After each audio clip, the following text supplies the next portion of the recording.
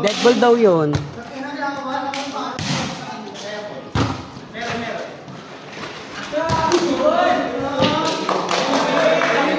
Parang Gia lang. Bakit kita sa bahay? Nag-settle ko sa kanya. San Jose. Ayos nyo.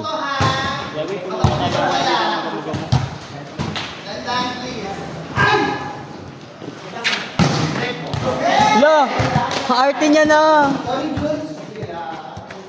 Arte mo na ate. Di ba kasi ako nakikita mo? Gago!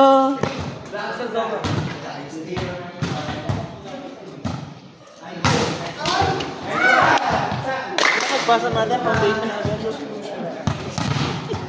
Ano kaya? Pwede kaya 1 week ako bago mag-enroll? Gago? Sabihin ko, wala pang pera. May magagawa ba sila? 50 piso, wala. Promissory ka nga muna agad. As in lahat? Oo. Ayok, may promin ako eh. Nakakaya. Hinihingi nga daw kung ano yung exact date magbabayad sa promin. Hinihingi na daw.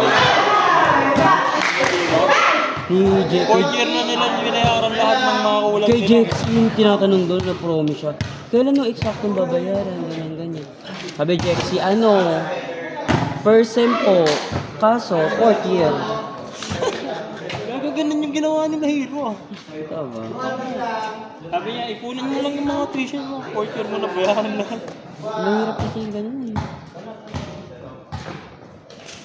Pero hindi mo naman. Hanggang sa limit na yung ano. Kapatid ko yung trabaho niya. Kapatid ko dun sa trabaho. Sa McDo. Diyan sa Albinda. Ha? Magaling pala sila dyan. Natanggap ko. Magpapalipat na ako eh. Ay, magpapalipat na school eh.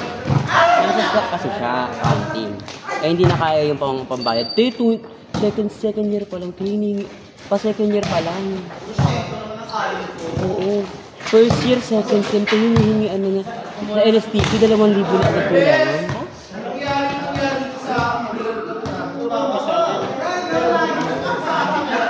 Ayoko naman ipasok sa atin kasi nga, ayaw nga talaga yung kapatid ko. Brilliant talaga ito. ABM siya dahil. Kaya gusto niya eduk kaya accounting.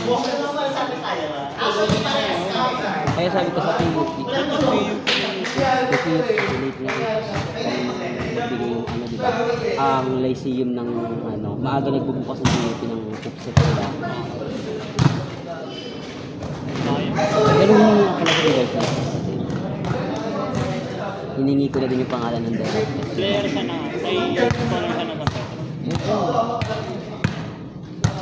Pag-apply na rin yung console. Sabihin ko din, para marami-rami, di ba? Para habang nag-work siya, marami siyang... Nag-financial ba? Ito ba? Hindi ko naman... Sabi ko kasi, sabi mo ako mga ganyan eh. Nalilita ko lagi. Nababasa ko tapos na.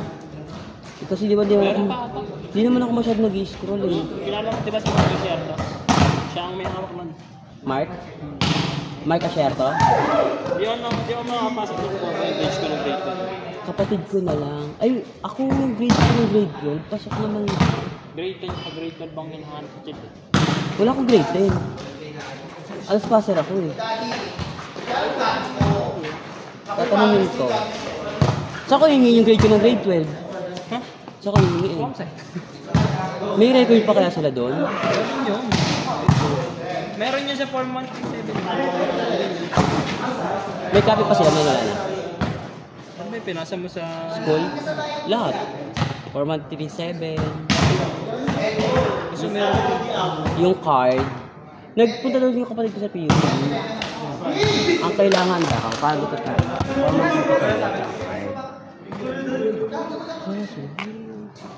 Ano ba?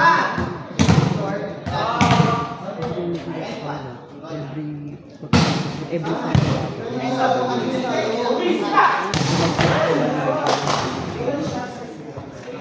Kaya sabi ko sa inyo, mag-shift ka talaga, wala kang choice. Babay kang first year. Diba? Shift siya, isang taon lang naman eh. Pwede na. Kung delay siya na isang taon.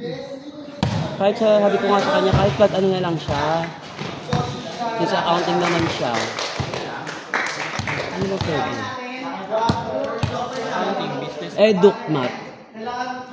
Pwede siya, diba? Kung gusto niya mag-eduk talaga. Yung lagi ang open eh. Di ba? Sa akin. Ito ba? Alam ko na nag-apply ako doon. Eduk lang. Ako doon eh. Sa eduk? Eduk mat. Nag-eduk match. IT ang ina-apply ako pero yun lang.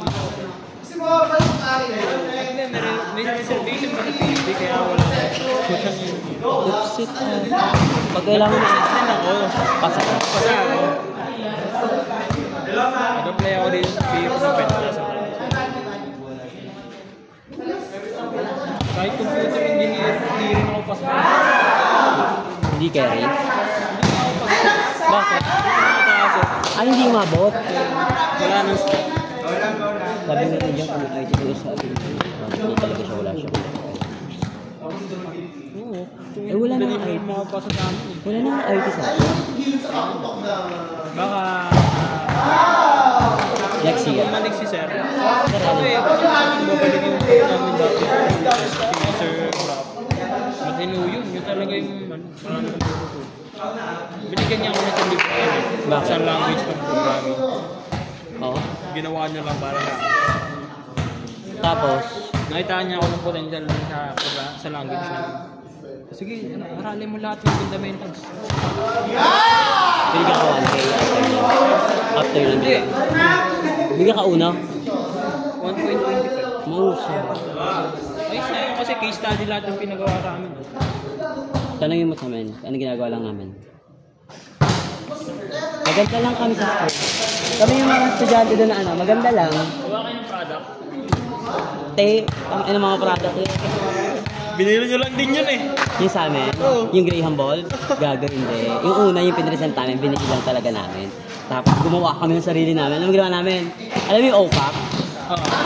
Yun, tapos ginawa namin sa dulo. Wala ko sa inyo nun. Oo, di ba? Tama, alam mo ginawa ko lang. Tama, gumising yung ginawa ko lang. Ano ko bakit? Ako lagi. Ako tumutulong sa paggawa ng product eh. Baka nung benta ako na.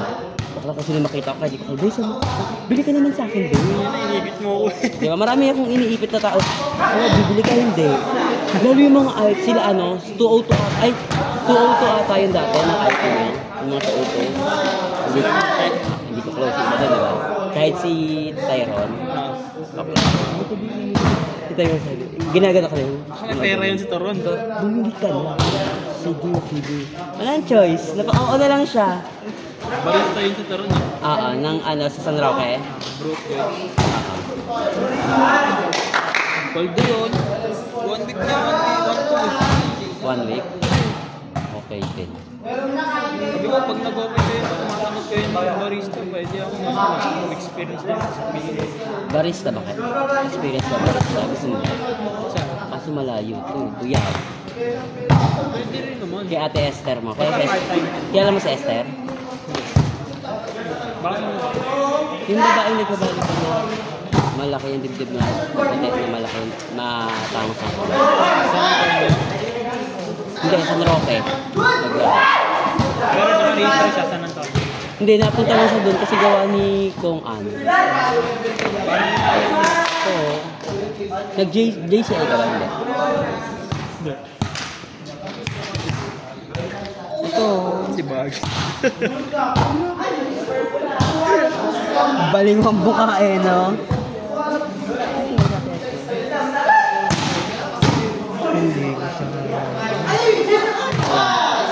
Meron siya okay.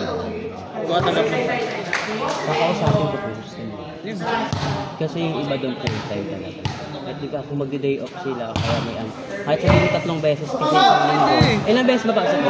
Ha? Ilang beses pasok mo? 4. Monday, wala. Monday tsaka Friday. Monday, Friday. O kahit Monday. Monday, Friday, Sunday. Pwede naman. Ayun, yung 3 araw na yun. May kasama ako doon. Oo. Kasi may burger dun eh. Yung kasama mo, yun yung tagagawa ng burger. May Sunday din tayo. Ganun. Eh yung doon nakatoka yung magagawa ng... Barista ako sa Dash. Ayun. Sa Pasita. Tatawagan ko mamaya. Kahapon kasama ko, di kita natanong pala. Kasi naghahanap kasi ng tao. Nahihirapan siya ng shifting sa tao. Mag-hire na kasi sila ng part-time mga ganun. Para... Nahihirapan siya ng shifting. Yung mga tao magto-12 hours. Minsan. Ang open nila alas 2. Ang close nila alas 2. alas 2. Ang pinakamahirap daw doon, magpo-pull out ka ng tailor. Yung machine na ice cream. Tatanggalin mo yun naman, tapos lilinisin mo. Lilinisin mo. Mahirap nga yun. Pero hindi naman ito kalilo, buong part. Yung pinakalabasan ng ice cream. Doon, yun lang tatanggalin mo. Lilinisin. Actually, may katulong ka doon. Mga volleyball player dyan. Si JR Pisco, yung nag-setter dito. Yung taga-collab. Doon siya nagtrabaho ngayon. Ang trabaho niya, alam mo kung ano? Nagluluto ng burger saka sa ice cream. Pero natutulong din yung mga yan kapag ka nagkataon. Kunyari, tambak ka ng order, natulong sila. Ganun lang naman din tulungan kayo. Weeks lang naman ang ano din yun, no? Training. Si Ate Esther mo, parang hindi na training minsan. Anong ginagawa? Yung experience ng barista. Oo, basahin mo to. Ay, may instruction din ako nun. Pag hindi mo tatanda yung process mo. Basahin mo to. Kasi hindi sila naka-ano machine. Wala silang machine. Naka-ano lang sila. Lahat. Lahat na na. Lahat yung syrup na kape, syrup. Madali lang. Kaya hindi na mahihirapan kasi di ba pag ano pull out, ay hindi lilit din yung machine pagka ay hindi ko syrup. Ang ginagawa nila yun. Ha? Kaya ang tapang nito. Ano sila? Ano na gano'n? Ay, 28 ano? Ano gano'n? Sa may ano? Tulo. Sa may realize. Pero campus coffee. May libre. Coffee. Ano sila eh. Campus coffee may coffee na. Toast lang kami. Hindi ba alam? Dati na pala kami na ito. Ano nila? Ay, na-screenshot ko ang kaya. Wait lang. May tao pa naman ng mga gym. Yung mga